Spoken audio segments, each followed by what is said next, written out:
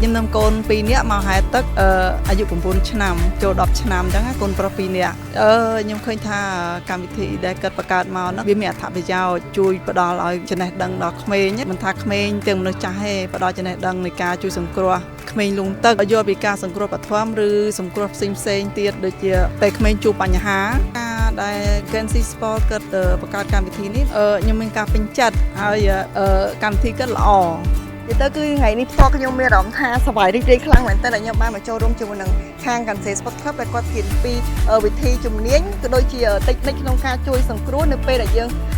លងទឹកអ្នកទាំងអស់គ្នាគឺល្អខ្លាំងមែនតើសម្រាប់កុមារក៏ដូចជាខ្ញុំសប្បាយចិត្តមួយទៀតគឺឃើញឪពុកម្ដាយគាត់យល់ដឹងអំពីវិធីសាស្ត្របែបហ្នឹងដែលគាត់នាំកូនៗមកចូលរួមកម្មវិធីសំខាន់អស់បងប្អូនគ្នាអាចនាំកូនៗទាំងអស់គ្នាអាចចូលរួមកាន់តែច្រើនឆ្នាំក្រោយមកទៀតហើយខ្ញុំមានអារម្មណ៍ថាស្ដាយពេលដែលខ្ញុំបានចូលរួមកម្មវិធីលើកមុនដែលធ្វើនៅខាងអាធីណាហើយដល់ពេលសារនេះគឺខ្ញុំបានមកចូលរួមផ្ទាល់ហ្មងនៅសាខា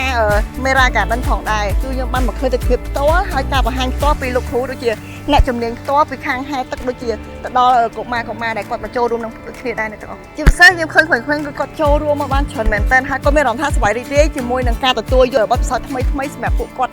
ទន្ទឹមនឹងហ្នឹងក៏គាត់ទទួលបានការ៉ូផ្សេងពីខាងកាន់សេត្រឡប់ទៅវិញផងដែរហើយខ្ញុំសង្ឃឹមថានៅកម្មវិធីលើកក្រោយទៀតរបស់ Gency Sport Club នឹងមានការចូលរួមកាន់តែច្រើនទៀតណាស់今回でサバイバルスイミングのイベントは3回目になります。各ブランチで1回ずつ開催しており、今回3番目の店舗メラガーデンで開催しましたので、3回目の開催となりました。カンボジアの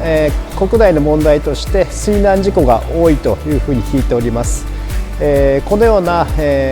自分で